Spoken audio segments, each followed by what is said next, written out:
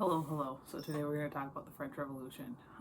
So I wanted to recommend you 7 books about the French Revolution that I think are good.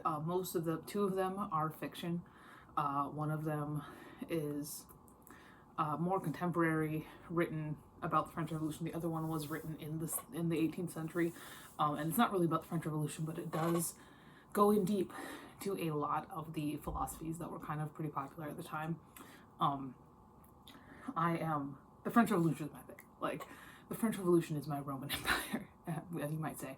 When I was in college, I majored in English, but I minored in creative writing, French, and history.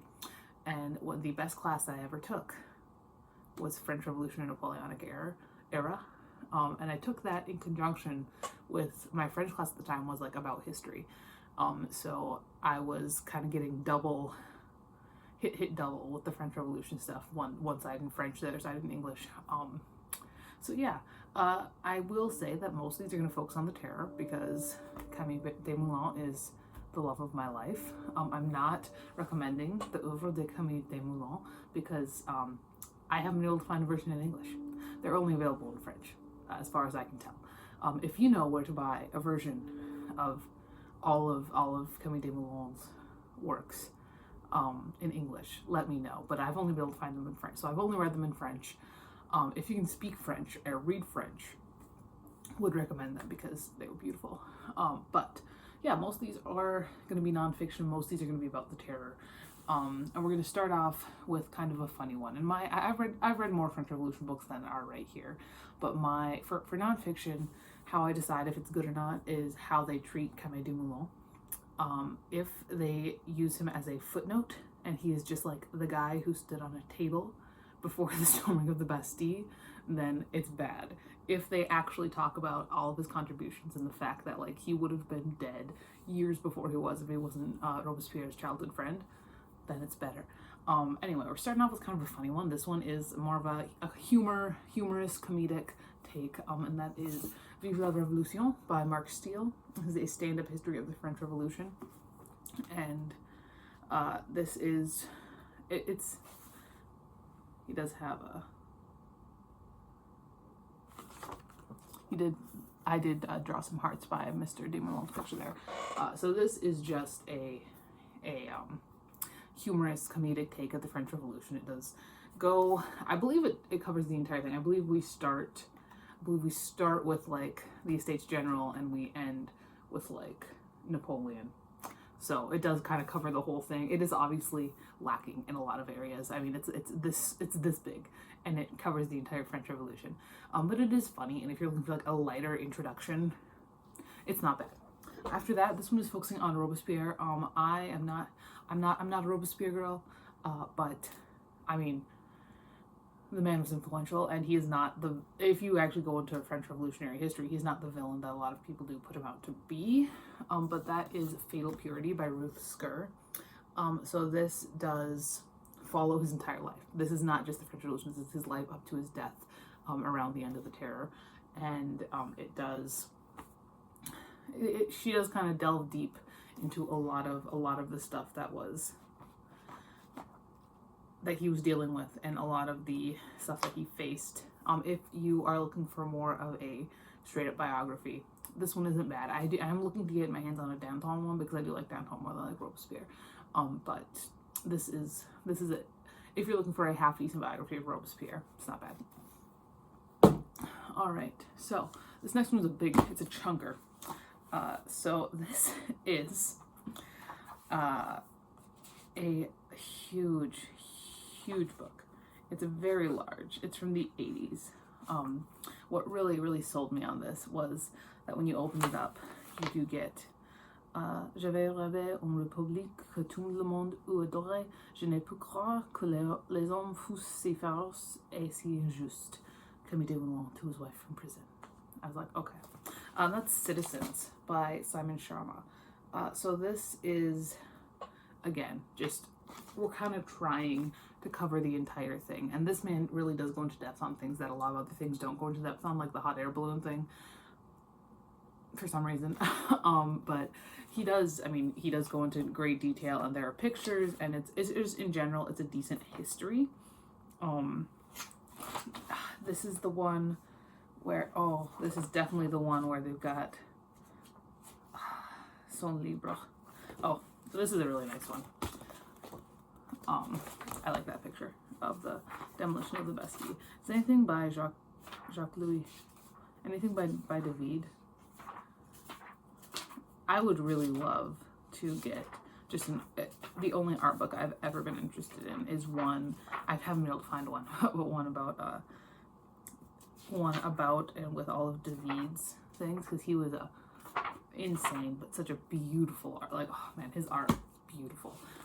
But yeah, if you're looking for a big, chunky, this one. This next one is the first of the fiction ones, and you just gotta hold on this one. Okay, so this book is, I'm gonna say, as well as being a good look at French philosophy of the time that it was published, because the author does go into a lot of different philosophies and describes them in great detail. It is also, I'm going to say, one of the first extreme horror novels I've written. It's by the Marquis de Sade. I'm going to recommend you a book by the Marquis de Sade. So it's not 120 Days of Sodom, because that book is unfinished and frankly quite boring.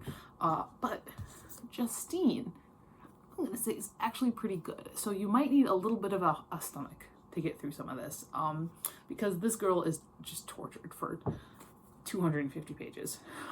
But while she's being tortured, all of the men who are torturing her, and sometimes women, are they'll talk about philosophy at her. And if you want just a crash course in just the basics of all the different philosophies, particularly the ones that are like anti-religion, because de Sade was not huge on religion, this is not a bad one. And honestly, I liked Justine. I thought Justine was good. 120 Days of Sodom is not worth your time, but Justine, I think it is. This next one, I haven't actually read this one in years. This is one that was assigned to me when I took my French Revolution class. I'd like to reread it because I haven't read it in a long time. I don't really remember much about it. But that is 12 Who Ruled, The Year of Terror in the French Revolution by R.R. Palmer. And this is about the Committee of Public Safety, and about the men who made up the Committee of Public Safety. So we've got, like, if I'm remembering correctly, we've got just a little bit, we've got something about all of them. Yeah, we do have the 12 up here. Yeah. Ugh, sounds just terrible. But it talks about the terror mostly, and I love the terror, so I would say pick this up. I would like to re-pick this up, because like I said, I haven't read it in years. I read it for my class when I was, like a junior in college, a sophomore in college, one of the two. I think I was a junior. And that was like 6 years ago. So there's that. Then I've got the other fiction novel, and that is A Place of Greater Safety by Hilary Mantel. This is the lady who wrote Wolf Hall. And I read Wolf Hall too. I didn't like Wolf Hall as much, just because I feel like with this woman's novels, you really need to have just a deep understanding of what she's writing about before you try to read her works. But I did enjoy this one because I do have a deep understanding of the French Revolution, and this focuses mostly on Desmoulins, Danton, and Robespierre. And I knew how it was going to end because I know how the story ends, but it still, like, made me cry. This is, it's a lot of, like, interpersonal stuff as well as revolutionary stuff. It follows the three of them, Robespierre, Danton, Desmoulins, throughout their lives, and I mean, she does paint Desmoulins as, like, this flighty bisexual weirdo, which I'm not, like, super mad about. It's just, like, a little bit different.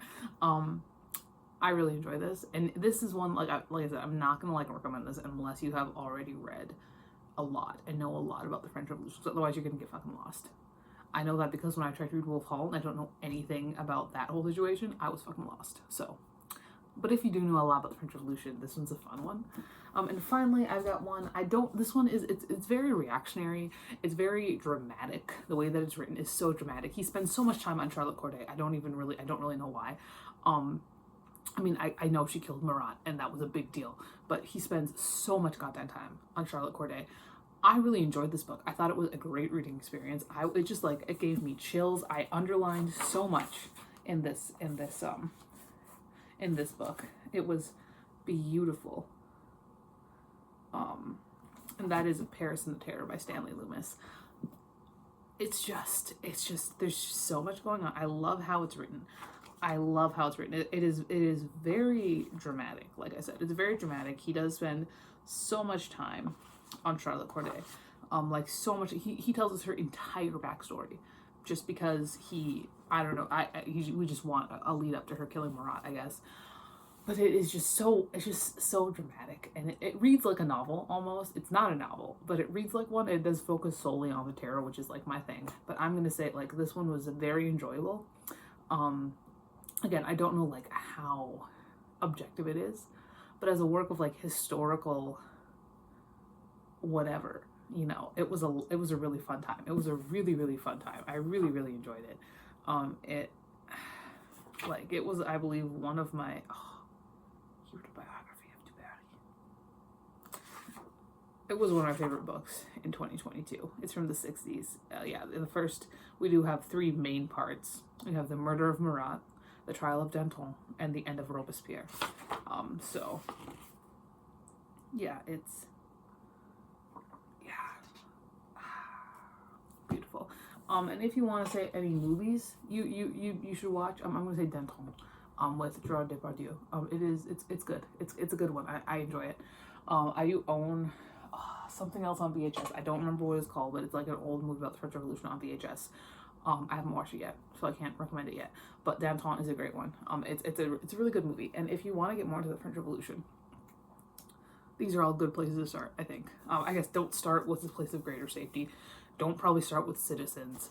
But these are, I mean, I'm keeping on, you know, reading a lot about the French Revolution, finding different books about it. And if you have any recommendations, leave them down below, because especially if they focus on the terror, or if you have anything about Mr. de Meulan, because I'm in love with him. He's my favorite. He's the historical figure that I would resurrect in a heartbeat. He's my favorite propagandist. I just love a propagandist who just makes such bad decisions all the time. I love it. But yeah, that is everything. That's all for today. I'll talk to you later, and goodbye.